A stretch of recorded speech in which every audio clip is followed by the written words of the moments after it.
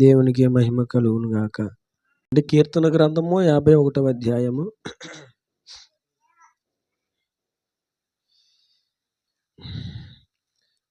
11వ వచనం చదవండి. నీ సన్నిధిలో నుండి నన్ను త్రోసివేయకుము,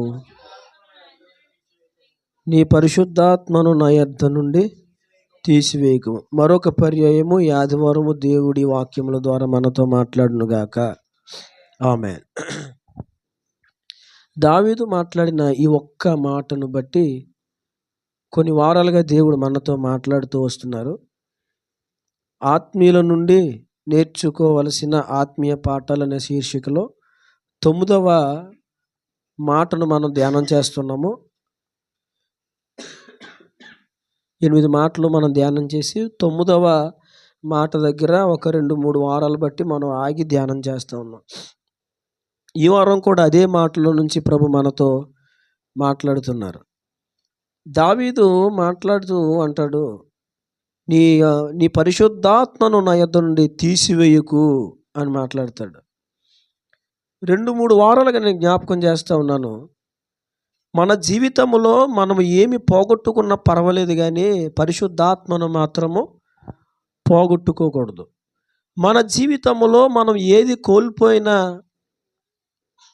పర్వాలేదు, కానీ పరిశుద్ధాత్మను మాత్రము కోల్పోకూడదు. మన జీవితంలో ఏమి కోల్పోయినా బాధపడవలసిన అవసరం లేదు, కానీ పరిశుద్ధాత్మను కోల్పోతే మాత్రం మనం ఖచ్చితంగా బాధపడాలి. ఎందుకంటే పరిశుద్ధాత్మ చాలా శ్రేష్టమైనది, చాలా అమూల్యమైనది.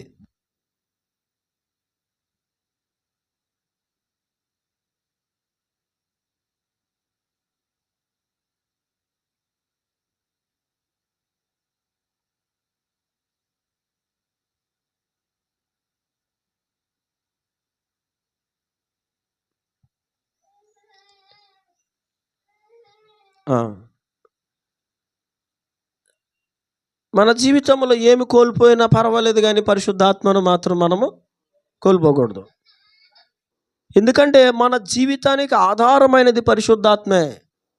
పరిశుద్ధాత్ముని ద్వారా ఎన్ని ప్రయోజనాలు మనకు కలుగుతాయో దేవుడు కొన్ని వారాలుగా మనతో మాట్లాడుతూ ఉన్నారు. పరిశుద్ధాత్మ ద్వారా ఎన్ని ప్రయోజనాలు, ఇప్పుడు కొన్ని ప్రయోజనాలు చెప్పాను, మీకు చెప్తా ఉన్నాను. ఒక్కొక్కటిగా 2 3 అలా చెప్తూ ఉన్నాను. మీకు గుర్తున్నాయా? గతించిన వారు 2 ప్రయోజనాలు చెప్పాను. పరిశుద్ధాత్మ ద్వారా కలిగి 2 ప్రయోజనాలు చెప్పాను.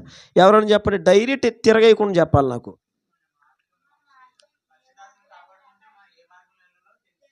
పరిశుద్ధాత్మను కాపాడుకుంటే మనం ఏ మార్గంలో వెళ్ళాలో తెలుస్తుంది. ఎందుకంటే పరిశుద్ధాత్ముడు మనలను ఏ మార్గంలో వెళ్ళాలో ఆ మార్గంలో నడిపిస్తాడు. ఆ తర్వాత పరిశుద్ధాత్ముడు ఎప్పటికప్పుడే మనను పవిత్రపరుస్తాడు, పరిశుద్ధపరుస్తూ ఉంటాడు పరిశుద్ధాత్ముడు. కాబట్టి పరిశుద్ధాత్ముడు మనతో ఉండుట మనకి చాలా మేలైనది.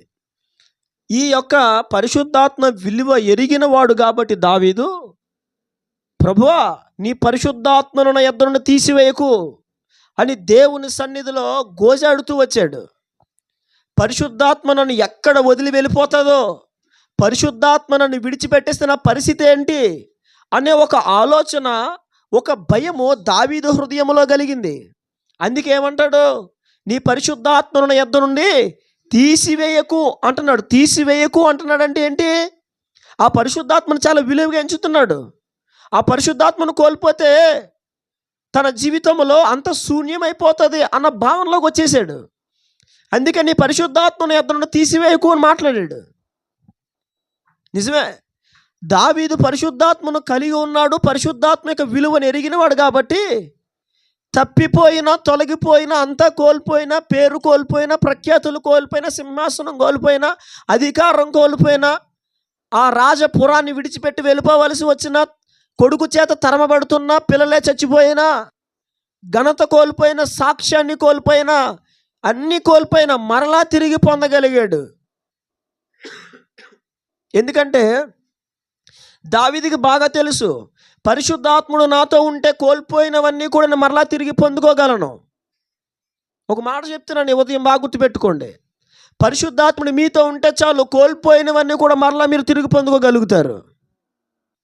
కోల్పోయిన దానికోసం మీరు ప్రాకులాడాల్సిన అవసరం లేదు.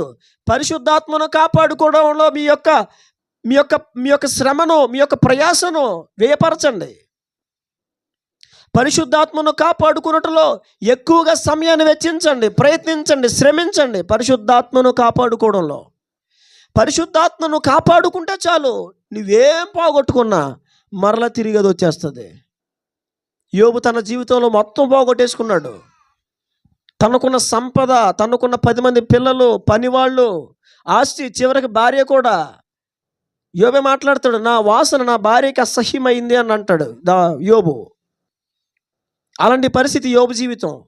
అంతా కోల్పోయాడు, కానీ కోల్పోయిన దానికంటే 2 ఆశీర్వాదాన్ని పొందేసుకున్నాడు. కారణం ఏంటి? దేవుణ్ణి వదులుకోలేదు, పరిశుద్ధాత్మను వదులుకోలే.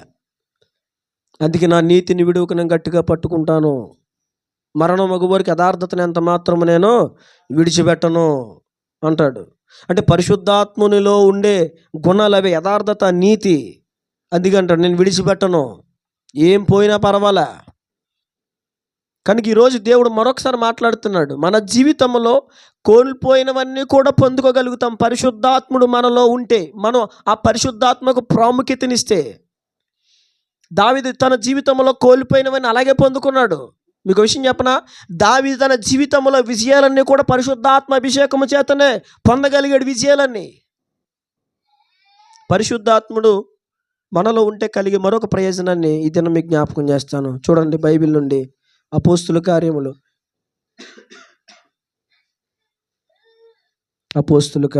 1వ అధ్యాయము 8వ వచనం. అపోస్తుల కార్యాలు 1:8. అయినను పరిశుద్ధాత్మ మీ మీదికి వచ్చినప్పుడు మీరు శక్తి నొందుదురు. చాలు. ఈరోజు దేవుడు మనతో మాట్లాడుతున్న మాట, పరిశుద్ధాత్మను కలిగి ఉన్నవారు పొందుకునే మరొక ప్రయోజనం ఏంటంటే, పరిశుద్ధాత్మ మీ మీదకి వచ్చినప్పుడు మీరు శక్తి నొందుదురు. దేవునికి మహిమ కలుగును గాక. పరిశుద్ధాత్ముడు మనలో ఉంటే, పరిశుద్ధాత్మకు మనం ప్రాముఖ్యతనిస్తే, పరిశుద్ధాత్మను మనం కాపాడుకున్నట్లో జాగ్రత్త వహిస్తే, ఆ పరిశుద్ధాత్మని ద్వారా మనం శక్తిని పొందుతాం. ఏం పొందుతాం?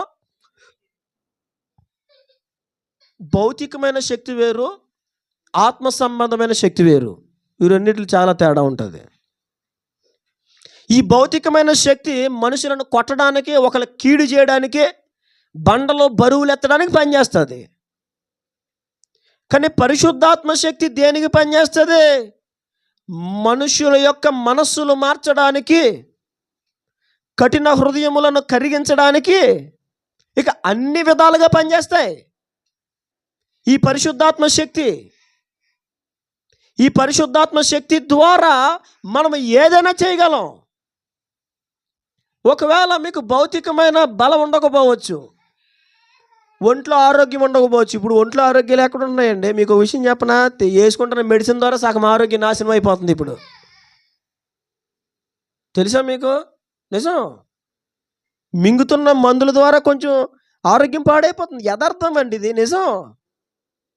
మా అమ్మగారు ఇప్పటికీ దగ్గర 1 సంవత్సరం అయిపోయినట్టుంది మెడిసిన్ మానేశారు. మా అమ్మగారు ఎక్కడికి వెళ్ళినా మా అమ్మగారి దగ్గర ఒక కిట్ ఉండేది, ఒక కిట్.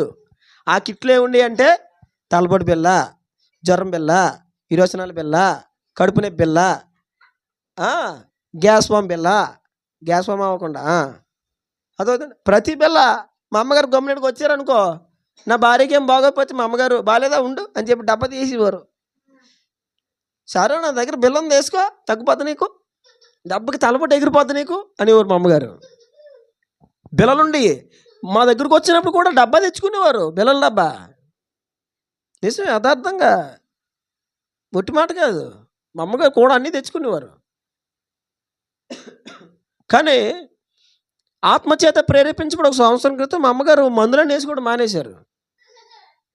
అంటే ఆవిడకి ప్రేరేపణ, ఎంతకాలం వేసుకుంటాం, ఎందుకు వచ్చింది, వేసుకున్న రోగాలు ఏం తగ్గట్లేదు, పోవట్లేదు, ఎందుకు వచ్చింది, వేసుకున్న ఒకటి వేసుకోపోయినా ఒకటే అని చెప్పి వేసుకోవడం మానేశారు. మా అమ్మగారికి కాలు నొప్పులు ఇవన్నీ ఉండేవి, కీళ్ళ నొప్పులు ఉండేవి, అసలు మోకరించలేకపోయేవారు, చాలా ఇబ్బంది పడేవారు. మా అమ్మగారికి చాలా ఓవర్ హీట్ చేసేసేది. మా అమ్మగారికి ఇంకా చాలా ప్రాబ్లమ్స్ ఉన్నాయి. మీకు విషయం చెప్పనా, ఎప్పుడైతే మందులు మానేశారో ఇప్పుడు ఆరోగ్యంగా ఉన్నారు ఆవిడ. నిజం, నిజం, యథార్థంగా. అంటే మిమ్మల్ని మాన్యమని చెప్పట్లేదు.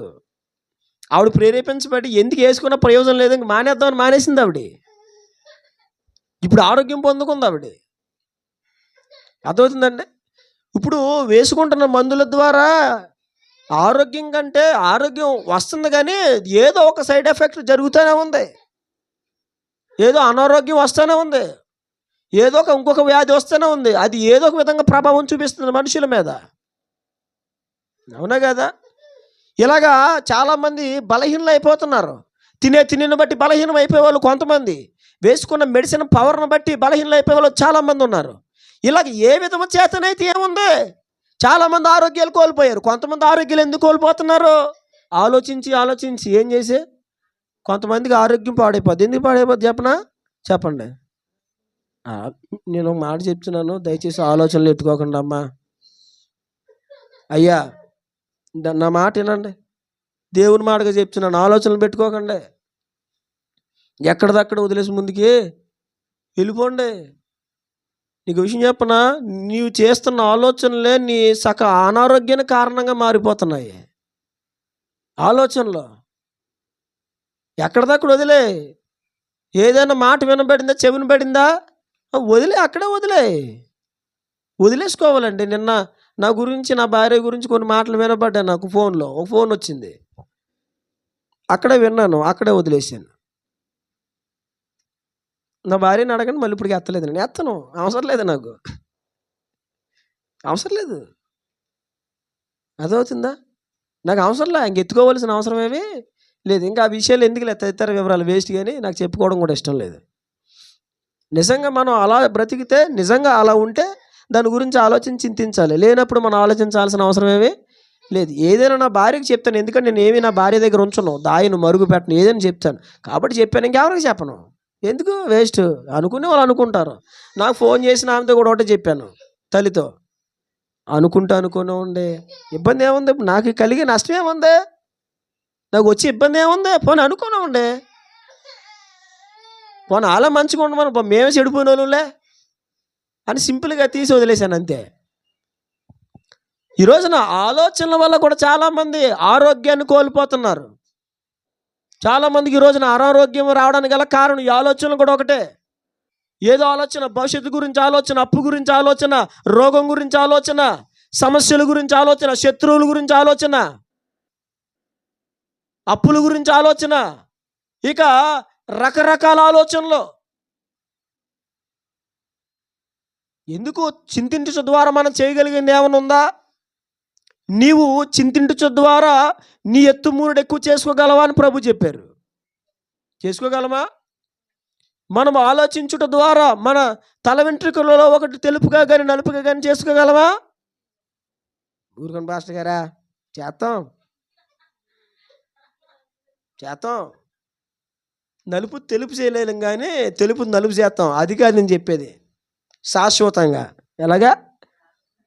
నీ బ్రీడు రావడం నలుపుగా రాగలగాలి. అలా చేసుకోగలమా? చేయలేము. అందుకే ప్రభు అన్నారు, ఎందుకు మరి చింతిస్తున్నావు? ఆకాశ పక్షులను చూడు, అవి విత్తవు, కోయవు, కొట్లలో కూర్చుకొనవు, నేను వాటిని పోషించట్లేదా? మీరు వాటికంటే శ్రేష్ఠులు గారా? దేవుడు ఎంత చక్కగా మాట్లాడాడు. అడవి పువ్వులను చూడండి, గడ్డిని చూడండి, అవి ఎంత అందంగా అలంకరించబడి ఉంటాయి. సొలొమోను సైతం వాటిలో ఒకటి వల్ల అలంకరించబడలేదు. అంత వైభవాన్ని నేను వాటికి ఇచ్చాను.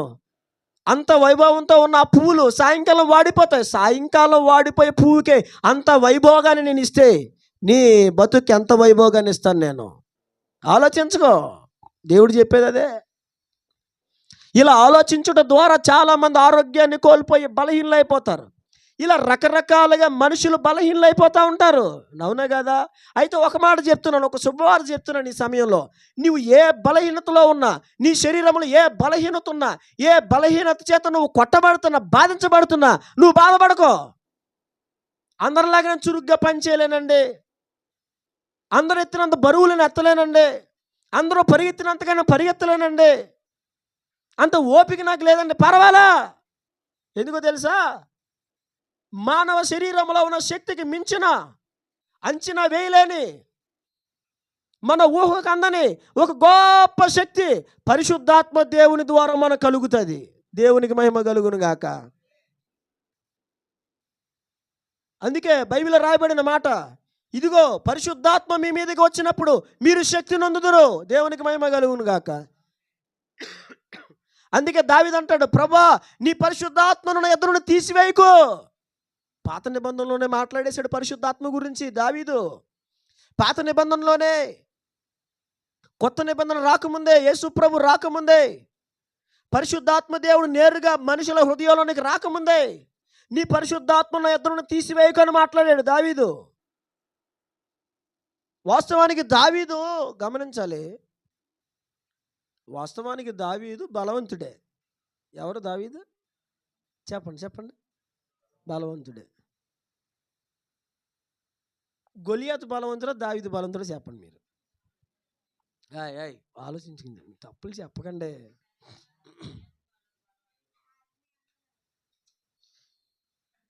అది వద్దు మళ్ళీ. ఎవరు బలవంతులని అడిగాను. అది కరెక్ట్ పాయింట్. అసలు అందులో సందేహం లేదు. దావీదే చెప్పాడు, మించిన బలము గలవారి చేతిలో నుండి అని మాట్లాడాడు దావీదు. కీర్తన గ్రంథంలో ఒక మాట ఉంటుంది చూడండి.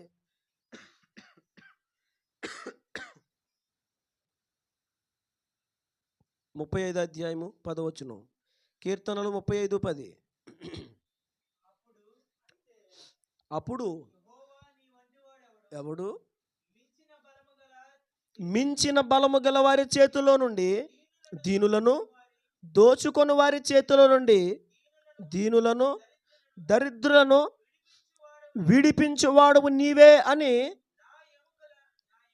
నా ఎముకలన్నీ చెప్పుకొనును. దావీదేమంటున్నాడు? మించిన బలము గల వారి చేతులను దీనులను, దోచుకొని వారి చేతులను దీనులను, దరిద్రులను విడిపించువాడు నీవే అని నా ఎముకలన్నీ చెప్పుకొనును. నా ఎముకలు అంటున్నాడు. అంటే మించిన బలము గలవారు ఉన్నారు. దావీదికి మించిన బలము గలవారు. గొలియాతు దావీదికి మించిన బలము కలిగిన వాడు. అర్థమైందండి? మరి మించిన బలము గల వానిని దావీదు ఎలా ఓడించాడు? చెప్పాలి. ఎలా ఓడించాడు? దావీదులో ఉన్నది ఈ బలం కాదు. ఏది? కోళ్ళు, మేకలు, గుడ్లు, పాలు, జీడిపప్పు, పిస్తాపప్పు, ఈ బలం కాదు. ఏ బలం దావీది? ఆత్మ సంబంధమైన బలము. అందుకే అంటాడు, నీ పరిశుద్ధాత్మను ఎదురు తీసేయకు. నీ పరిశుద్ధాత్మ ద్వారా మాత్రమే నేను శక్తిని పొందగలను. దావీదు రోజు బలవంతుడైన గొల్యాతు మీదకి చెలరేగి వెళ్ళడానికి గల కారణం ఏంటంటే, దావీదులో భౌతికంగా అతనుకున్నంత బలం లేదు. దావీదు భౌతికంగా అతను కలిగి ఉన్నంత యుద్ధాభ్యాసం కలిగిన వాడు కాదు. దావీదు అతను మోయగలిగినంత బరువులు మోయలేడు. కానీ దావీదులో ఉన్న బలం ఏంటంటే పరిశుద్ధాత్మ బలము. దేవునికి మహిమ కలుగును గాక. ఆత్మ బలము కలిగి ఉన్నాడు. నీకు శరీర బలం లేకపోవచ్చు, పరిశుద్ధాత్మను కాపాడుకో. ఆ పరిశుద్ధాత్మ ద్వారా నీవు శక్తిని పొందుతావు. దేవునికి మహిమ కలుగును గాక. అందుకే మీరు చూడండి, దావీదేమో పరిశుద్ధాత్మ బలంతో ఓడించాడని మనం ఎలా చెప్పగలమంటే, ఇప్పుడు దావీదు ఏం చేశాడు? ఒడిసెలు తీసుకున్నాడు, ఒక 5 గులకరాలు తీసుకున్నాడు, దాన్ని చిక్కంలో వేసుకున్నాడు. ఒకటేమో పెట్టాడు, ఒడిసెల్లో పెట్టాడు. పెట్టి ఏం చేస్తున్నాడు ఇప్పుడు చెప్పండి? ఆడేం చేస్తున్నాడు? ఆడేమో కత్తి అట్టుకున్నాడు. ఈడు ముందు మళ్ళీ ఇంకొక డాలట్టుకుని వస్తున్నాడా? ఎవరి ముందు? మళ్ళీ వీడికి సెక్యూరిటీ ఎక్కువ. మళ్ళీ వీడికి గొలియాతుకి ఈడు ముందు ఇంకొక డాలట్టుకుని వచ్చేస్తున్నాడు. అయ్యగారి మీద బెడ్ వేయకు వచ్చేస్తున్నాడు ఒకడు. ఈలోపు తిప్పాడు కొట్టాడు. ఎవరో? దావీదు. కొట్టగానే బైబిల్లో ఏమని రాయబడి ఉంది? అతడు బోర్లా పడ్డాడు. ఎలా పడ్డాడు? బోర్లా అంటే ఎటు పడ్డాడా? అంటే ఇప్పుడు నేను ఇలా కొట్టానండి, ఇలా కొట్టినప్పుడు అటు ఆడతాడు మనిషి.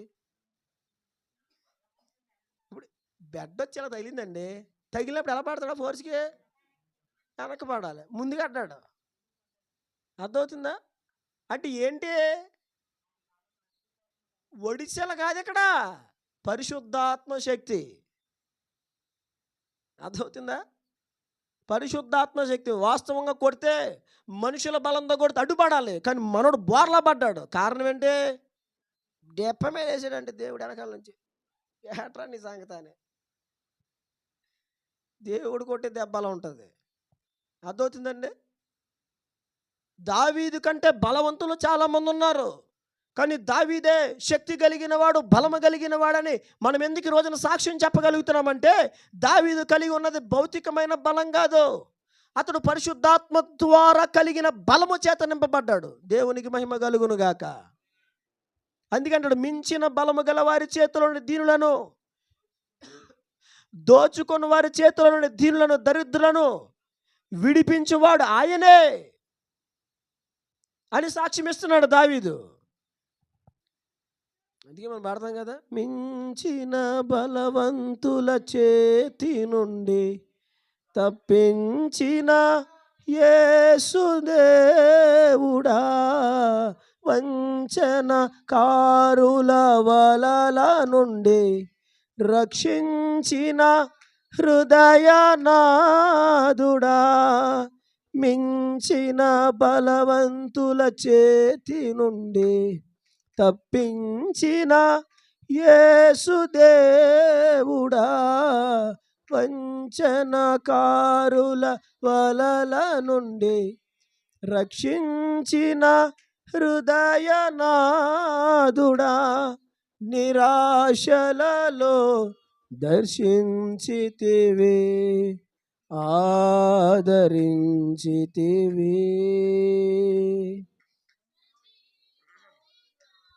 నన్నుంచితివి, కృపను పంచితివి,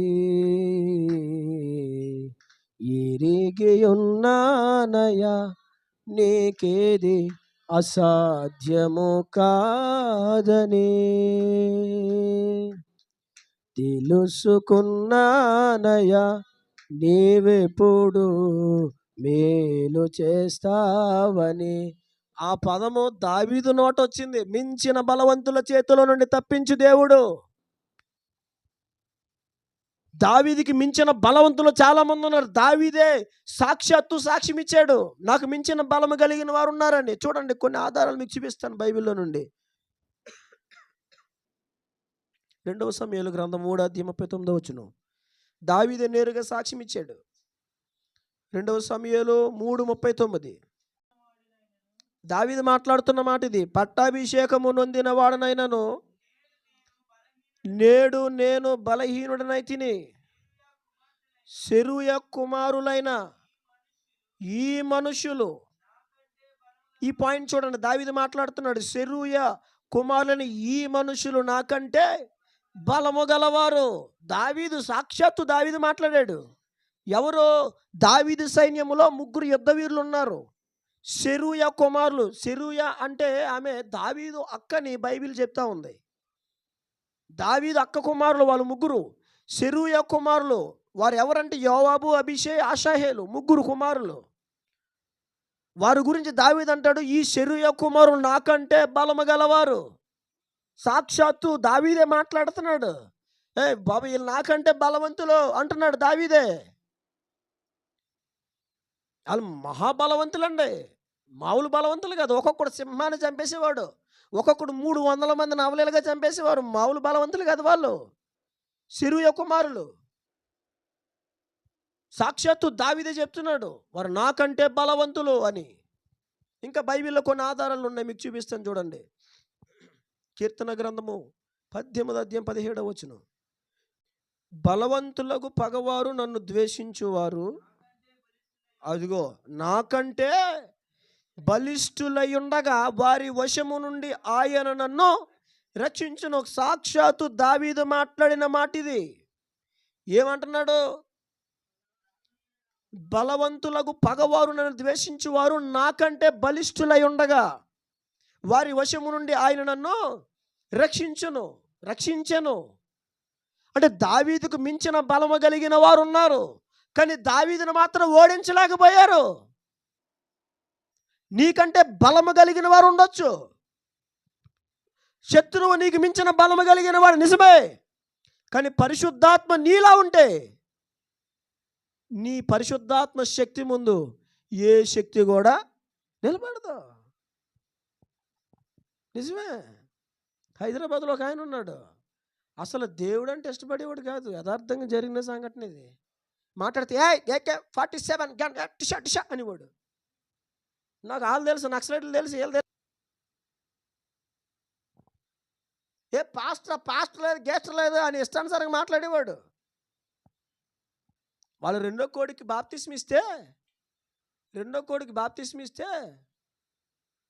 ఆ బాప్తిస్మ ఇచ్చింది నేనే.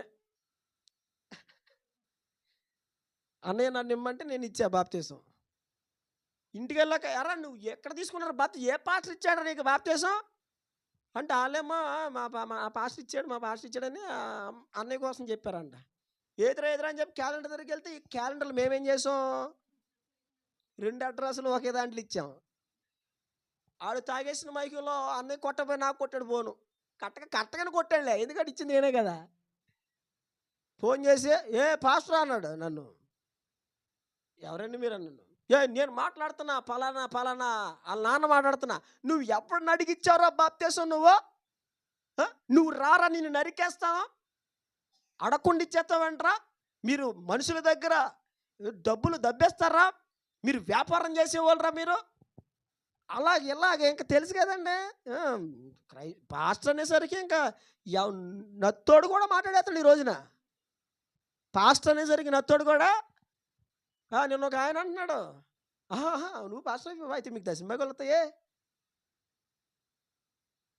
అన్నాడు. నేను ఊరుకున్నా, ఎందుకని పిల్లకాకేం తెలుసు, ఉండేది దెబ్బ కాము ఊరుకున్నా. కూర్చొని మాట్లాడితే మరి అయ్యగారి సౌండే ఉండదు.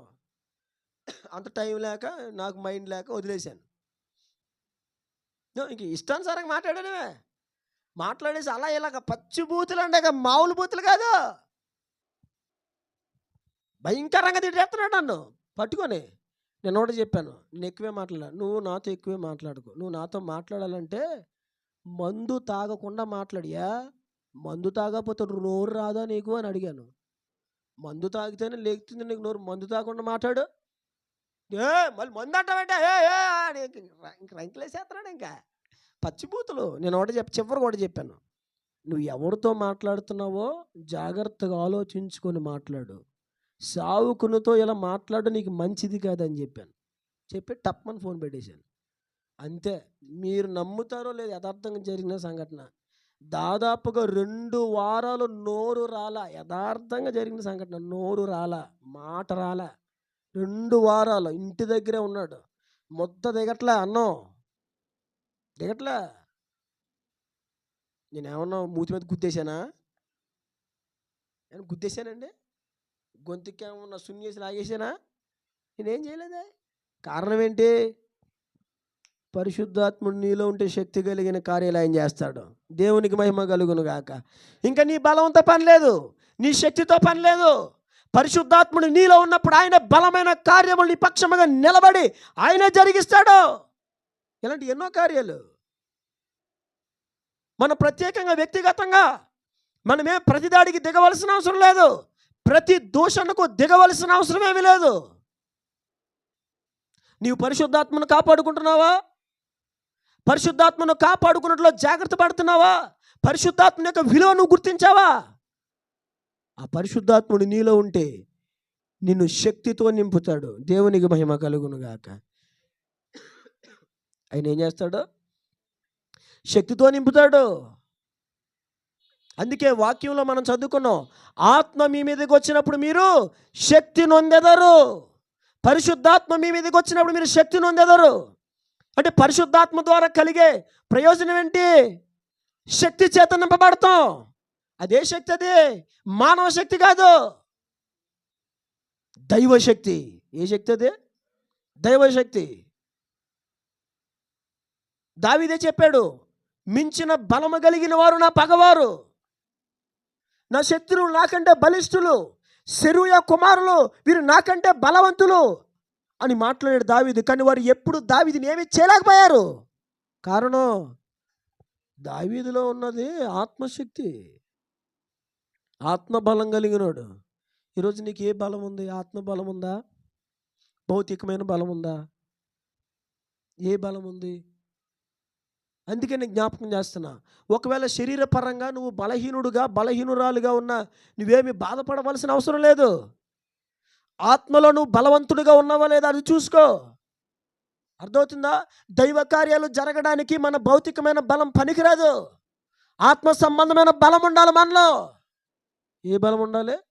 మీకు చాలాసార్లు నేను చెప్తాను, పౌలు గారు ఆయన చూడడానికి చాలా సన్నగా ఉండేవాడని చరిత్ర చెప్తా ఉంది. కానీ ఆయన గురించి బైబిల్లో రాయబడింది ఏంటో చెప్పనా? చూడండి, ఒక మాట మీకు జ్ఞాపకం చేస్తాను. పౌలు గారు మాట్లాడుతూ ఉంటారు. 2 కొరింథీ 10:10. 2 కొరింథీ 10:10.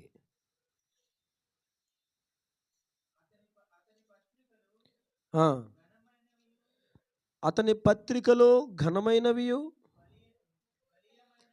బలీయమైనవియునై ఉన్నవి కానీ అతడు శరీర రూపమునకు బలహీనుడు, అతని ప్రసంగము కొరగానిదని ఒకడు అనును. మీలో ఒకడు నా గురించి చెప్తున్న మాట ఇది. అతడు చూడడానికి బలహీనముగా ఉంటాడు, కానీ అతని పత్రికలు ఘనమైనవి, బలీయమైనవి. శరీర రూపమునకు అతడు బలహీనుడుగా ఉంటాడు, కానీ అతని ప్రసంగము కొర్రకానిది అని మీలో ఒకడు అంటున్నాడు. ఎవరు సాక్ష్యం ఇచ్చారు ఇది? ఆ సంఘములో ఉన్న ఒక వ్యక్తి మాట్లాడుతున్నాడు. అతను చూడడానికే బలహీనంగా ఉంటాడు, కానీ అతని పత్రికలు బలీయమైనవి. ఎలాంటివి అవి? పౌలు గారు ఒక్కొక్క సంఘానికి ఒక పత్రిక రాస్తే, ఏమండి, ఒక పత్రిక రాస్తే సంఘం పత్రిక ద్వారా ఉజ్జీవింపబడేది.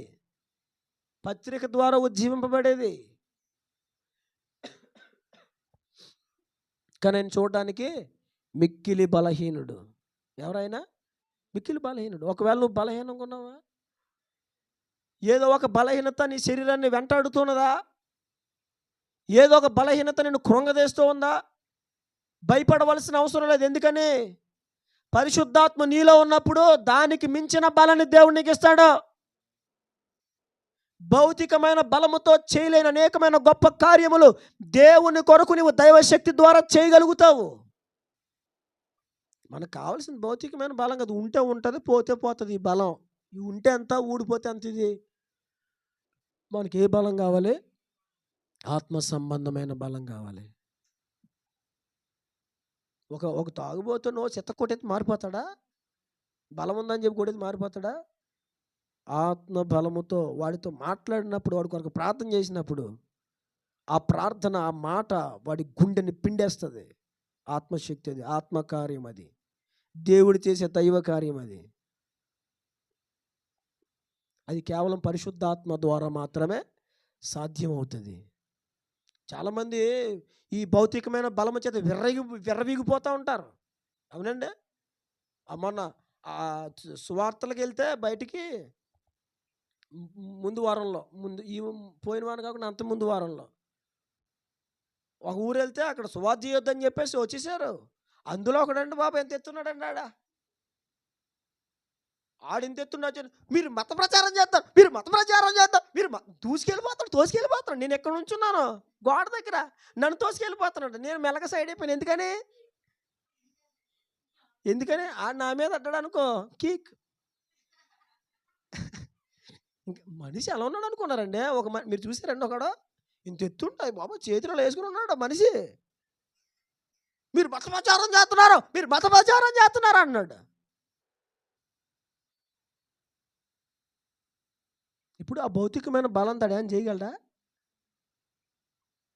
ఆ బలము ఎవరైనా మార్చడానికి ఉపయోగపడద్దా? ఇప్పుడు మాకు బలం లేదు, కానీ దేవుని శక్తి మాలో పనిచేస్తున్నప్పుడు త్రాగుబోతులు మారుతారు, వ్యభిచారులు మారుతారు, జోదగాళ్ళు మారుతారు, లంచగొండ్లు మారుతారు, అబద్ధికులు మారుతారు, వేశ్యలు మారుతారు.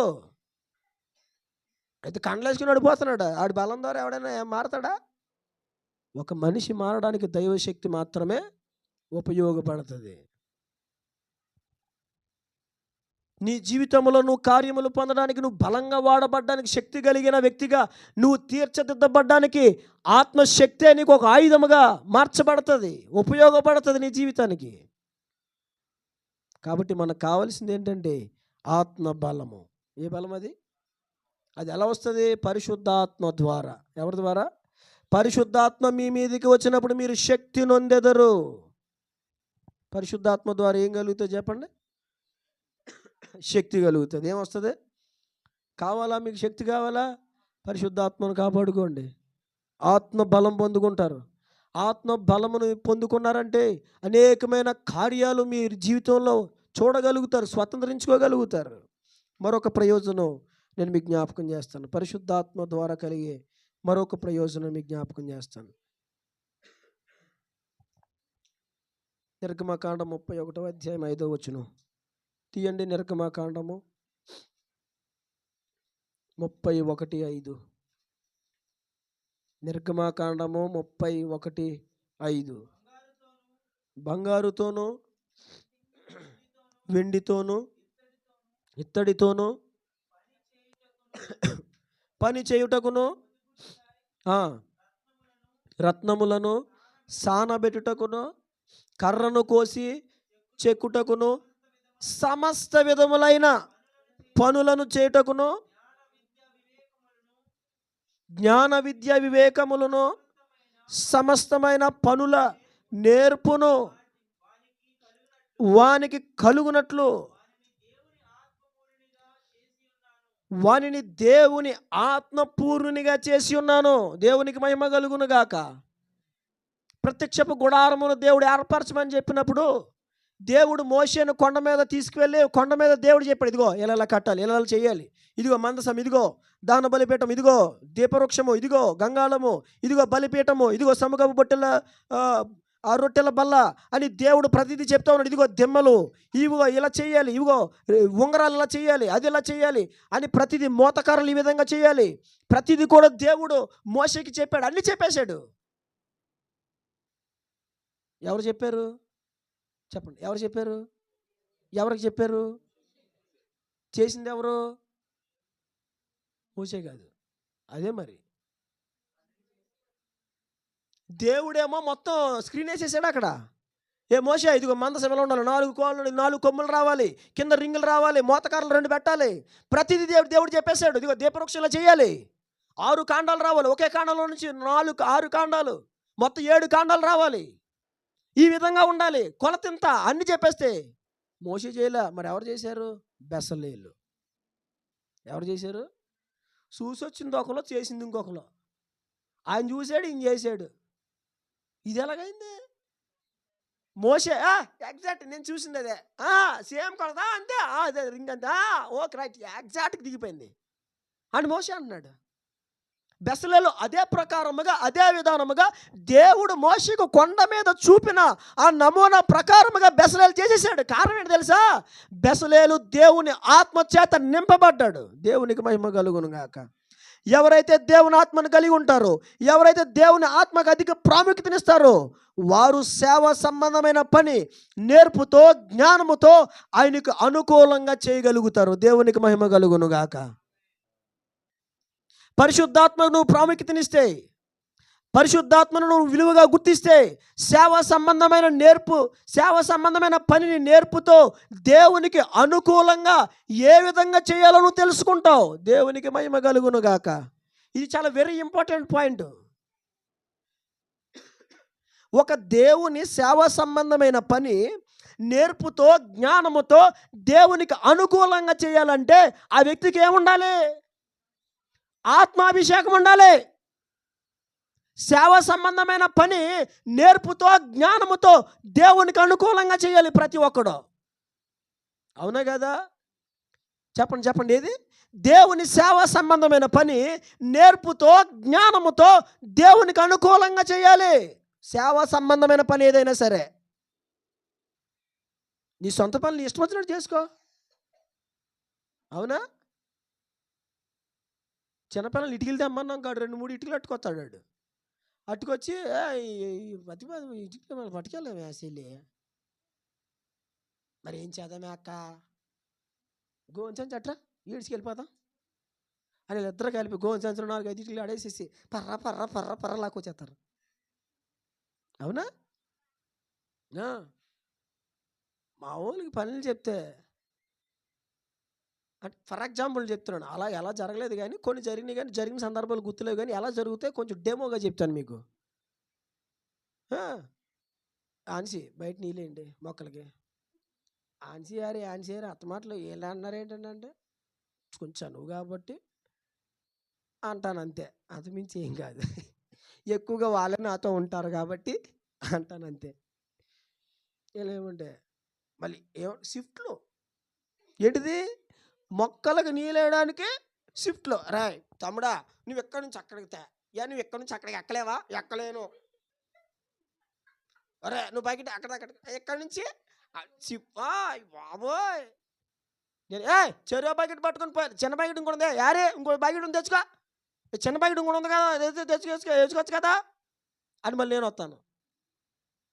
యారే ఈడు బయటకి చీప్ రేట్రా.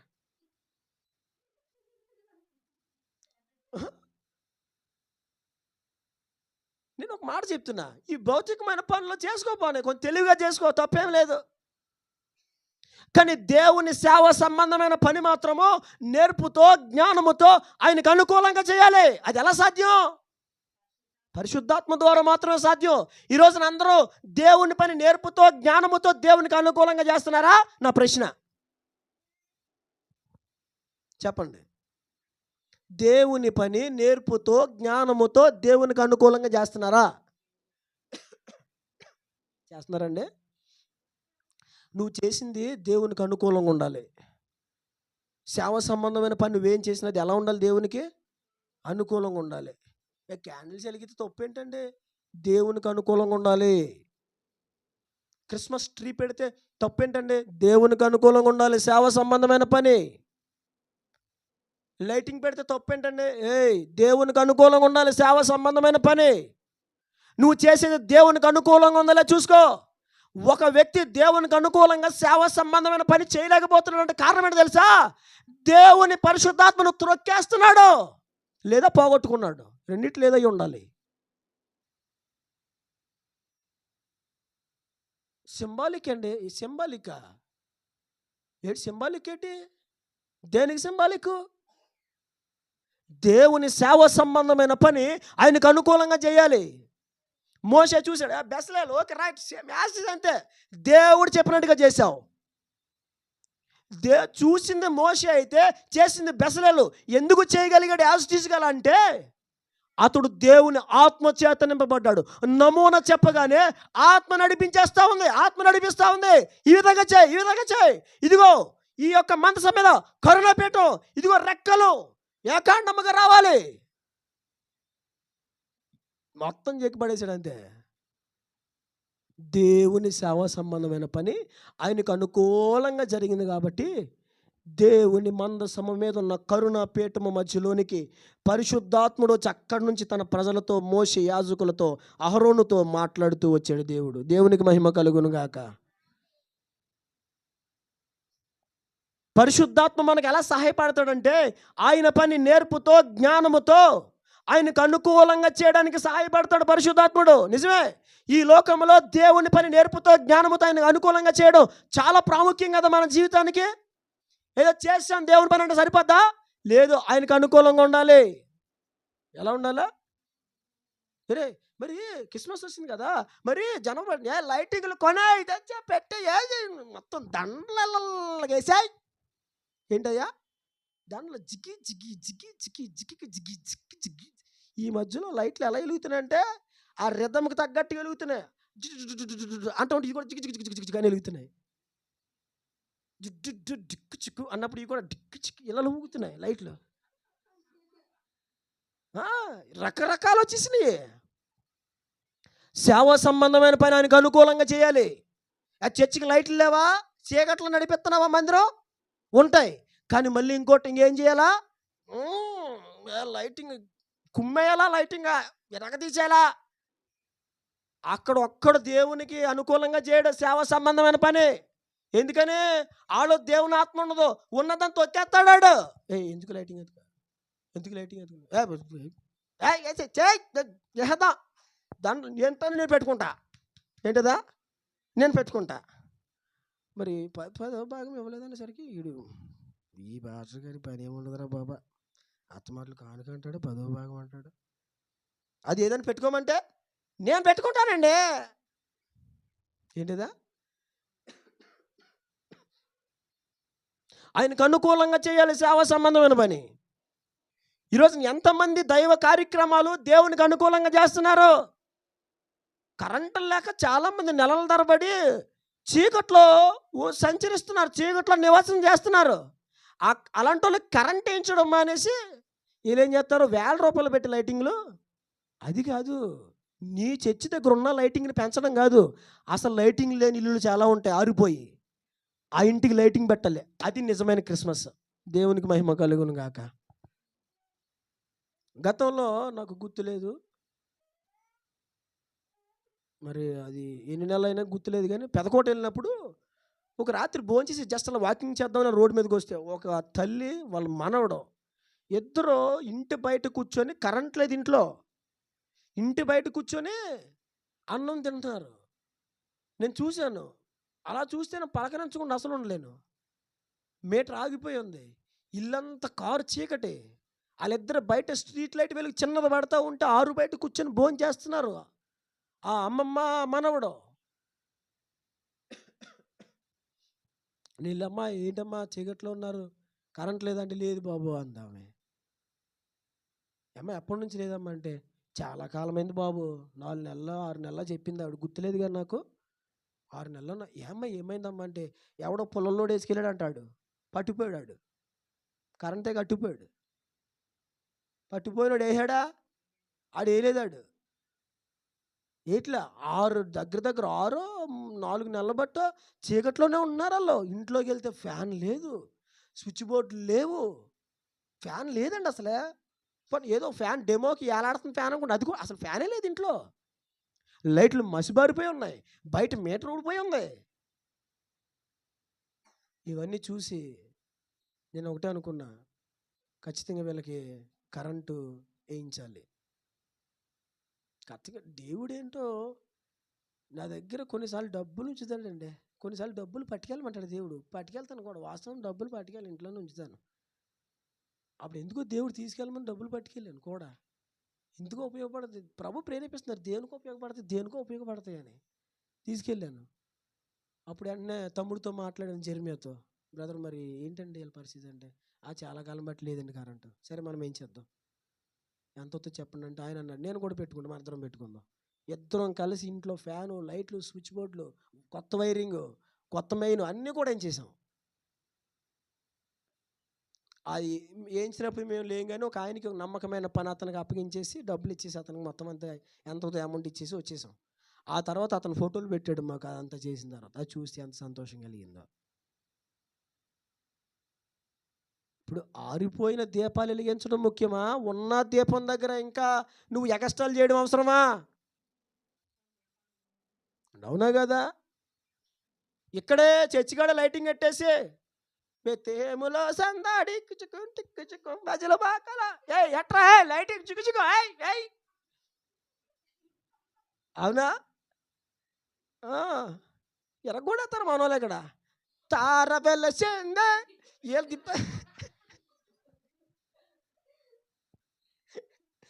అవునా?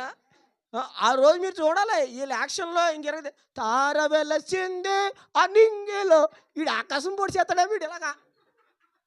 ఎందుకు వచ్చింది ఇదంతా? ఏం తారెలిసిందయ్యా? నిజంగా తారెలిస్తే ఆరిపోయిన కుటుంబాలు చాలా ఉన్నాయి, అక్కడ వెలుగు వెలిగించు తార. అవునా కదా? ఆలోచించాలి. దేవుని సేవ సంబంధమైన పని జ్ఞానముతో నేర్పుతో ఆయనకు అనుకూలంగా చేసేవాళ్ళు ఎవరున్నారు ఈ రోజున? చాలా తక్కువ మంది, చాలా తక్కువ మంది ఉన్నారు. ఈరోజు మనం చేయాలి దేవుని సేవ సంబంధమైన పని, ఆయనకు అనుకూలంగా జ్ఞానముతో నేర్పుతూ మనం చేయాలంటే పరిశుద్ధాత్మను కాపాడుకోవాలి. పరిశుద్ధాత్మను కాపాడుకుంటే దేవుని సేవ సంబంధమైన పని నువ్వు ఎలా చేయాలో దేవుడు చెప్తాడు. క్రిస్మస్ వచ్చినప్పుడు ఆ క్రిస్మస్ పండుగ ఆయనకు అనుకూలంగా ఎలా చేయాలో దేవుడు నీకు చెప్తాడు. జనవరి 1 వచ్చినప్పుడు కృతజ్ఞతగా ఆయన పని ఆయనకు అనుకూలంగా ఎలా చేయాలో దేవుడు నీకు చెప్తాడు. ఆదివారం వచ్చినప్పుడు దేవుని పని ఆయనకు అనుకూలంగా జ్ఞానముతో నేర్పుతో ఏ విధంగా చేయాలో ఆయన నేర్పిస్తాడు. ఈ రోజున పరిశుద్ధాత్మను తొక్కేసే వాళ్ళు చాలామంది పరిశుద్ధాత్మను కోల్పోయిన వారు కోకొల్లలుగా ఉన్నారు. ఈ మధ్యాహ్నం దేవుడు మనతో మాట్లాడుతున్నాడు. నువ్వు పరిశుద్ధాత్మను కాపాడుకుంటే నాకు అనుకూలంగా నువ్వు పని చేయగలిగిన కృప పొందుతావు. పరిశుద్ధాత్మను కాపాడుకోకపోతే దేవుని పని ఆయనకు అనుకూలంగా మనం చేయలేము ఎప్పటికే. ఏమంటే దేవుని పని చేసేయడం ముఖ్యమా, ఆయనకు అనుకూలంగా చేయడం ముఖ్యమా? బెసలేలు యాజ్ ఈజీగా చేశాడు. కారణం ఏంటంటే దేవుడు అతన్ని తన ఆత్మ చేత నింపాడు. ముందే చెప్పాడు దేవుడు, బెసలేలు అనే వ్యక్తిని తీసుకురా, నేను అతని జ్ఞానాత్మ పూర్ణిగా నేను చేస్తున్నాను. నువ్వు కొండ మీద చూసావు కదా, నీకు కనుపరిచాను కదా కొండ మీద, అదే విధానంలో చేస్తాడు, బెసలేలు చేస్తాడు. చూసొచ్చింది ఒకరు, ఇక్కడ చేసింది ఇంకొకరు. ఎలా చేశారు దేవుని సేవ సంబంధమైన పని? బెసలేలు నీకు ఎన్ని కోళ్ళు పెట్టమని చెప్పాను రా, నీకా 3 ఎట్టవేంట్రా అని అనలా దేవుడు. ఎందుకని? ఆత్మపూర్ణుడు కాబట్టి, దేవుని ఆత్మాభిషేకం పొందాడు కాబట్టి ఆయనకు అనుకూలంగా చేసేసాడు. దేవునికి మహిమ కలుగును గాక. చాలామందికి దేవుని పని చేయడం చాలా ఇష్టం, చాలా ఇష్టం, మంచిదే. అయితే నువ్వు చేసిన ఆయనకు అనుకూలంగా ఉందా? అనుకూలంగా ఉందా? ఒకవేళ లేదనుకో, పరిశుద్ధాత్మకు అప్పగించుకో. పరిశుద్ధాత్మని యొక్క విలువను కాపాడుకో, విలువను గుర్తించు. ఆ పరిశుద్ధాత్మను కాపాడుకున్నట్లు జాగ్రత్త వహించు. అప్పుడు దేవుని సేవ సంబంధమైన పని దేవునికి అనుకూలంగా నువ్వు చేయగలుగుతావు. దేవునికి మహిమ కలుగునుగాక. నిజం, దేవుని పని చేసాం ముగించామనేది కాదు, ఎంతవరకు దేవునికి మనం అనుకూలంగా చేస్తున్నాం దైవ సంబంధమైన పని, ఇది చాలా ప్రాముఖ్యమైన విషయం. ఈ రోజున ఎలా ఉందంటే పరిస్థితి, కొన్నిసార్లు బయటికి వెళ్తున్నప్పుడు అర్థమవుతుంది ఎవరు దేవునికి అనుకూలంగా పని చేసేవాళ్ళు కనబడట్లే. అంటే ఎవరు లేరని కాదు, కానీ అరుదుగా కనబడుతున్నారు. ఎక్కడెక్కడో ఆణిముత్యాల్లాగా మిలుకు మిలుకు మనం వెలుగుతున్నారు ఎక్కడెక్కడో. దేవుని సేవ సంబంధం పని ఆయనకు అనుకూలంగా చేసేవాళ్ళు చాలా తక్కువగా ఉన్నారు. ఈ రోజున నీవు దేవుని సేవ సంబంధమైన పని ఆయనకు అనుకూలంగా చేసే వ్యక్తిగా మారాలి. అలా మార్చబడాలంటే పరిశుద్ధాత్మను కాపాడుకోవాలి. ఏం కాపాడుకోవాలి? పరిశుద్ధాత్మను కాపాడుకోవాలి. మరొక మాట నేను జ్ఞాపకం చేసి ముగించేస్తాను. పరిశుద్ధాత్మని ద్వారా కలిగే ప్రయోజనాలు ఏంటో నేను మరొకటి మీకు నేను జ్ఞాపకం చేస్తాను. అపోస్తుల కార్యాలు 20వ అధ్యాయం 22వ వచనం.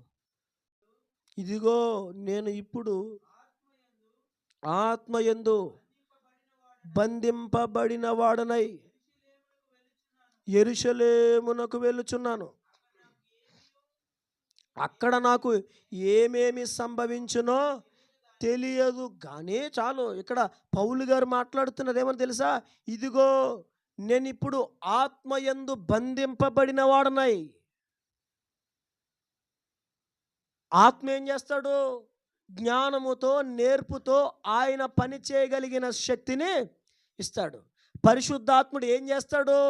శక్తిని ఇస్తాడు. పరిశుద్ధాత్ముడు ఏం చేస్తాడు? బంధిస్తాడు.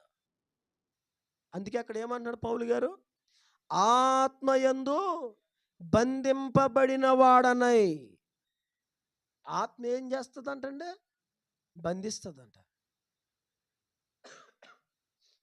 ఏది బంధిస్తుంది? కొంతమందిని కొన్ని బంధిస్తాయి, అవునండి. కొంతమంది కొన్ని బంధకాల్లో ఉంటారు. మందు కొంతమందిని బంధిస్తుంది, అవునా? కొన్ని రకాలైన పాపాలు కొంతమందిని బంధిస్తాయి. చాలామంది కొన్ని రకాలైన ఆ పాపముల చేత బంధించబడి ఉంటారు. కానీ ఇది ఏ బంధకమో తెలుసా? ఆత్మ బంధకము. ఆత్మను నువ్వు కాపాడుకున్నప్పుడు ఆత్మ నిన్ను బంధిస్తాడు. ఏం చేస్తాడు? ఏమండి, ఆత్మ చేత మనం బంధించబడ్డ మనకు మంచిదా చెడ్డదా చెప్పండి? యెహెజ్కేలుతో కూడా దేవుడు మాట్లాడతాడు, ఇదిగో నేను నిన్ను ఈ వైపుగా పడుకున్నట్లు కట్ల చేత నిన్ను బంధిస్తాను, ఇన్ని దినాల వరకు నిన్ను బంధిస్తాను, అటువైపే పడుకోను, నువ్వు నేను బంధించేస్తాను. ఎందుకని? నువ్వు నిద్రలో కాలు చేయలేసి ఎలా తిరిగేస్తావు నువ్వు, కాబట్టి నువ్వు తిరగకున్నట్లుగా ఒకే వైపు పడుకున్నట్లుగా నేను నిన్ను కట్ల చేత బంధిస్తానని దేవుడు చెప్పాడు. యెహెజ్కేలుతో మాట్లాడాడు. ఈ వైపుగా పడుకున్నప్పుడు బంధిస్తాను, ఆ వైపుగా పడుకున్నప్పుడు బంధిస్తాను, అంటే పడుకున్న వైపు నుంచి ఇంకొక వైపు తిరగకుండా ఉండటానికి. ఎందుకంటే ఇశ్రాయేలీల దోషములు భరించాలి ఇప్పుడు యెహెజ్కేలు. ఇక్కడ పౌలు గారు అంటాడు, నేను ఆత్మచేత బంధింపబడిన వాడిని యెరూషలేము వెళ్తున్నాను, అక్కడ బంధకము చెర నాకు ఉన్నదని నాకు తెలుస్తూ ఉంది, వెళ్ళిన ప్రతి చోట పరిశుద్ధాత్ముడు నాతో మాట్లాడుతున్నాడు, కానీ నా ఆత్మచేత బంధించబడ్డాను. ఏమై ఉన్నాను? నీవు పరిశుద్ధాత్మను కాపాడుకుంటే పరిశుద్ధాత్ముడు నిన్ను బంధిస్తాడు. ఏం చేస్తాడు? ఎందుకు బంధిస్తాడు? బంధించి నేను చిత్తకొట్టేయడానికా? ఎందుకు బంధిస్తాడో చెప్పనా? నిన్ను బంధించి కేవలము ఆయన మార్గములోనే నడిపిస్తాడు. దేవునికి మహిమ కలుగునుగాక. యెరూషలేము వెళ్ళాలంటే చెర రెడీగా ఉంది పౌలు గారికి, చెరసాల రెడీగా ఉంది. యెరూషలేము వెళ్తే పౌలు గారికి శిరచ్ఛేదనం రెడీగా ఉంది, శ్రమలు రెడీగా ఉన్నాయి, యెరూషలేములో అవమానాలు రెడీగా ఉన్నాయి, ప్రాణాపాయ పరిస్థితులు రెడీగా ఉన్నాయి. అయినా వెళ్ళిపోతున్నాడు. కారణం ఏంటి తెలుసు? ఆత్మ బంధించేశాడు. ఆత్మచేత మనం బంధించబడాలి. ఆత్మచేత మనం బంధించబడినప్పుడు దేవుని చిత్తములో నుండి ఎటు వైదొలగలేం, కుడికి కానీ ఎడమకు కానీ మనం వైదొలగలేం. ఆత్మ బంధించినప్పుడు నువ్వేం చేయలేవు. ఏం చేయలేవు నువ్వేమి. ఆత్మ నిన్ను బంధించేశాడు అనుకో, అపవాది పాపం చేయని ప్రేరేపించి నువ్వు చేయలేవు. ఎందుకని? బంధించేస్తాడు ఆయన. దేవునికి మహిమ కలుగును గాక. కొన్నిసార్లు నువ్వు ఇష్టానుసారంగా మాట్లాడదాం అనుకుని మాట్లాడలేవు. ఎందుకని? బంధిస్తాడు ఆయన. ఏం చేస్తాడు? అలా నువ్వు బంధించబడి దేవుని చిత్తములోనే నడవాలి అంటే, కుడికి ఎడమకు తొలగిపోకుండా నీవు ఉండాలి అంటే పరిశుద్ధాత్మకు ప్రాముఖ్యతనివ్వాలి. దేవునిలో బంధించబడి దేవుని చిత్తముకై అటు ఇటు తొలగిపోకుండా నిదానంగా తిన్నగా వెళ్ళిపోవడం నీకు ఇష్టమా? లేదంటే ప్రభా నన్ను బంధించగా నన్ను వదిలే, స్వేచ్ఛా జీవిని నేను. ఏ జీవిని? స్వేచ్ఛా జీవిని. My life my rules. ఏంటంట? కొంతమంది బళ్ళ మీద రాస్తున్నారు మై లైఫ్ అంటే నా జీవితం, నా ఇష్టం, నా విధానం, నా నియమాలు. My life my rules. అర్థమవుతుందండి? కానీ ఆత్మచేత నువ్వు బంధించబడినప్పుడు నువ్వు వెళ్ళలేవు. నిజం. కొన్నిసార్లు నువ్వు పాపముకే పరిగెత్తుతావు. అప్పుడు నువ్వు ఆత్మకు ప్రాముఖ్యతనిచ్చావనుకో, పరిగెట్టలేవు, ఆగిపోతావు. ఏదో చేద్దాం అనుకుంటావు, ఏమీ చేయలేవు. ఎక్కడికో వెళ్దాం అనుకుంటావు, వెళ్ళలేవు. అర్థమవుతుందా? చాలాసార్లు కొంతమంది ఏదో చేద్దాం అనుకుంటున్నాను, చేయలేకపోతున్నానండి, ఏదో అవుదాం అనుకుంటు దేవుని చిత్తంలో ఉన్నాను కానీ అయినా ఏం అవ్వట్లేదండి. దేవుని చిత్తంలో అడిగేస్తున్నానండి, ప్రార్థన చేసుకుంటున్నానండి, వాక్యం చదువుకుంటున్నానండి, అయినా ఏంటో ముందుకు స్టెప్ వేయలేకపోతున్నానండి. వేయలేవు. నువ్వు బంధించాడు ఆయన నిన్ను. ఎందుకు బంధించాడు తెలుసా? ఆయన చిత్తమును నెరవేర్చట కొరకు నిన్ను తీసుకెళ్ళడం కోసం. ఏమంటే ఇప్పుడు పీక తీసేస్తారండి పౌలు గారికి యెరూషలేము వెళ్తే. నీ పీక తీసేస్తానరా మళ్ళీ రోడ్డు అంటూ వస్తాను ఎవడు మిమ్మల్ని అంటే వెళ్తారా? మళ్ళీ రోడ్డు అంటాను. ఇద్దరు ముగ్గురు కత్తులు పట్టుకొని కత్తులు నూరుతా ఎరా ఆల్రెడీ నీ ఎదురుగా పీక లేపేశారు. అక్కడ లేపేసి ఇంకొకసారి ఇటు వచ్చావా, నీకు ఈ దారి నువ్వు కనబడి నీ పీక తీసేస్తా మళ్ళీ వెళ్తావు. నువ్వు మారు వేషం కూడా వేసుకుని వెళ్ళరు. ఇంకా అటు సైడ్ మారు వేషం కూడా వేరు. ఎందుకనే నా వేషం లాగే చూస్తారు ఎవరు. నాయన ఎందుకు వచ్చిన గొడవరా బాబా, బతికింది ఏదో ఊళ్ళోనే బతకొచ్చి అక్కడికి ఎందుకురా అని చెప్పి ఆగిపోతారు. అవునా? కానీ శిరచ్ఛేదనం చేయబడ్డానికి, చెర బంధకాలు అనుభవించడానికి వాటికి ఎదురెళ్తున్నాడు ఈయన. చాలా చోట్ల ఈయన సువార్త వరకు వెళ్ళినప్పుడు అనేక మంది ప్రవక్తలు, పౌలా నువ్వు యెరూషలేము వెళ్ళొద్దు, నీకు అక్కడ బంధకాలు ఉన్నాయి, నీకు అక్కడ శ్రమ ఉంది అని అనేక మంది ప్రవచిస్తున్నారు. ప్రవచిస్తున్న యెరూషలేమే ప్రయాణం అవుతున్నాడు పౌలు గారు. ఎందుకని? ఆత్మ చేత బంధించబడ్డాడు. దేని చేత బంధించబడ్డాడు? అయ్యా చాలాసార్లు శృతి మించేస్తున్నానండి, కంట్రోల్లో ఉండలేకపోతున్నాను. మాటలు శృతి మించేస్తాయి, పనులు శృతి మించుతున్నాయి, ప్రతిదీ దాంట్లో శృతి మించుతున్నాను. నా జీవితం కంట్రోల్ లేదనుకుని నేను చెప్తున్నా. ఆత్మకు అప్పగించుకో, నేను కంట్రోల్లో పెట్టేస్తాడు, బంధిస్తాడు ఆయన. దేవునికి మహిమ కలుగును గాక. అంతే, బంధిస్తాడు. నన్ను బంధించాడు దేవుడు. బంధించాడు. ఎలా బంధించాడు తెలుసా? ఇప్పుడు దేవుడు నన్ను ఎలా బంధించాడంటే, సేవ లేకపోయినా చచ్చిపోవాలి తప్ప మళ్ళీ వెనక్కి తిరిగి వెళ్ళకూడదు. అలా బంధించాడు దేవుడు. ఎలాగా? సేవ లేకపోయినా పర్వాలేదు కానీ మళ్ళీ వెనక్కి తిరిగి వెళ్ళకూడదు. సేవ లేకపోయినా చావాలే తప్ప మళ్ళీ వెనక్కి తిరిగి వెళ్ళకూడదు. నేను అదే ప్రార్థన చేస్తాను ఇప్పుడు, ప్రభా బ్రతికితే నీ సేవ చేతి ఎలా ఉండాలి, మళ్ళీ వెనక్కి వెళ్ళడం అనేది లేదు. ఎందుకని? బంధించేశాడు ఆల్రెడీ ఆయన, బంధించేశాడు. ఇంక ఎటు వెళ్ళాం, ఏం చేయలేం. ఒక్కొక్కసారి, ఇప్పుడు కాదులే, ఒక్కొక్కసారి అనుకునేవాళ్ళం బతకలేమా అంటే, కొన్నిసార్లు అనుకోలేం. ఇప్పుడు అనుకోనులేండి, ఎందుకంటే నేను అది అన్నం ఎందుకన్నంటే దీనికంటే ఉత్తమమైనది ఏమీ లేదని ఇప్పుడు తెలుసుకున్నాను. మా అన్నయ్యోళ్ళు మేము ఒక్కొక్కసారి అనుకుంటూ ఉండేవాళ్ళం, మనం ఎలా అయినా బతకగలం. మా పెద్ద నేను కూడా మనం హోటల్ పెట్టుకున్న బతికేస్తాంరా అని కూడా పెద్ద నిజమే. మా పెద్దని మరి వంటలు చేశాడంటే టాప్ లేపేస్తాడు, నిజం. కొంతమందికి తెలిసి ఇక్కడ ఆ రుచులు తిన్నారు, రకరకాల వంటలు చేస్తాడు అని కూడా మనం హోటల్ ఎట్టినా బతికేస్తాంరా. వీడి తినగాడికి ఏం రాదులే, వీడికి డబ్బుల దగ్గర వెళ్ళిండి ఇలా మాట్లాడుకునేవాళ్ళు. వీడి కౌంటర్ దగ్గర కూర్చోట్టెళ్ళి, వీడి సీఏ కదా, వీడికి అక్కడ పెట్టేళ్ళిండి ఇలా మాట్లాడుకునేవాళ్ళు. అదవుతుందండి. ఒకప్పుడు అలా అనుకునేవాళ్ళం, కానీ ఇప్పుడు అలాంటి ఆలోచనలు అసలు పొలిమేరలకు రావు. ఎందుకని? ఆత్మచేత బంధించబడ్డాం. దేని చేత? ఆత్మచేత బంధించబడ్డాం. అందుకే పౌలు గారు అంటారు, ఇదిగో ఆత్మచేతను బంధింపబడిన వాడినై యెరూషలేము వెళ్తున్నాను, అక్కడ నాకు ఏమేమి సంభవించునో నాకు తెలీదు, కానీ శ్రమ మాత్రం ఉంది, చెర మాత్రం ఉంది, అది నాకు అర్థమవుతుంది. పరిశుద్ధాత్ముడు వెళ్ళిన ప్రతి చోట బయలుపరుస్తున్నాడు అని పౌలు గారు మాట్లాడారు.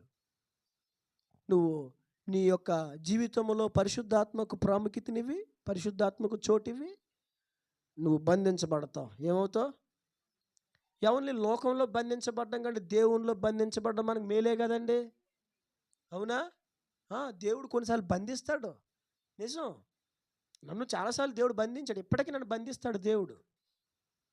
నేను వాస్తవంగా నాన్నగారితో పాటు సేవకు వచ్చిన తొలి దినాలు 2017-18 ఆ కాలంలో నాన్నగారు జార్ఖండ్ వెళ్ళినప్పుడు తోకలపల్లి, ఆగడల్లంక నేనే చూసుకునేవాడిని. మా అమ్మగారు కూడా జార్ఖండ్లో ఉంటే తోకలపల్లి, ఆగడల్లంక, చిలకంపాడు, తాడేపల్లిగూడెం 4 ఆరాధనలు చూసుకునేవాడిని అప్పుడు. కానీ సేవకై బయటకు వచ్చిన తర్వాత ఏం చేద్దామని ఏం చేయలేకపోతున్నాం. అంటే ఎవరు బంధించారు? ఇప్పుడు సేవ చేయాలంటే చేయలేమా? సేవ దేవుడు జరిగించాలంటే జరిగించలేడా? చెప్పండి, జరిగించలేడు ఆయన? మరి ఎందుకు జరిగించట్లేదు? బంధించాడు దేవుడు. అరకులో అరకు వ్యాలీ, అరకు సంత, ప్రతి గల్లీ తిరిగేస్తాం కరపత్రికలు పట్టుకొని. ప్రతి ప్రార్థనకి అందరిని పిలిచేవాళ్ళం, ఒక్కడు వచ్చేవాడు కాదు. శతవిధ ప్రయత్నాలు చేసేవాళ్ళం, దేవుని పని చేయాలి, కానీ అసలు అయ్యేది కాదు. ఎందుకు అవ్వట్లా? అలా నువ్వు వదిలి వెనక్కి రాలేము. ఎందుకు రాలేకపోతున్నావు? చెప్పాలి. బంధించాడు దేవుడు. ఏం చేశాడు? అరే నువ్వు ఉండాలంతే, నేను ఇక్కడ బంధించాను, నువ్వు ఉండాల్సిందే. కొంతకాలం వైజాగ్లో బంధించాడు దేవుడు, బంధిస్తాడు. బంధించడం మనకు మేలు, బంధించడం మనకి. ఆయన బంధించాడు అంటే మనలను మేలైన మార్గంలో నడవడానికి బంధించాడు. ఎందుకు బంధించాడు? మేలైన మార్గంలో నడవడానికి బంధించాడు. బంధకాలు వదిలేసాడు అనుకో, బంధకాలు తీసాడు అనుకో దేవుడు, చెప్పాలి, మన ఇష్టం, అవునా? ఎన్నో గద్దింపు వాక్యాలు విన్నా, హెచ్చరింపు వాక్యాలు విన్నా, ఆదరణ వాక్యాలు విన్నా, దేవుని చేత ఎన్నోసార్లు ఖండించబడినా, దిద్దబడుతున్నా చాలామంది ఇంకా స్వేచ్ఛగా తిరుగుతూనే ఉన్నారు. అవునా? భయభక్తులు లేకుండానే బ్రతుకుతూ ఉన్నారు. మరి పరిశుద్ధాత్ముడు మనలో లేకపోతే ఇక చెలరేగిపోతాం ఇంకా. కాబట్టి పరిశుద్ధాత్మకు అప్పగించుకోండి, పరిశుద్ధాత్మకు ప్రాముఖ్యతనివ్వండి, పరిశుద్ధాత్మను మీ జీవితంలో విలువైన వానిగా ఎంచండి. ఆయన బంధిస్తాడు, మిమ్మల్ని బంధిస్తాడు.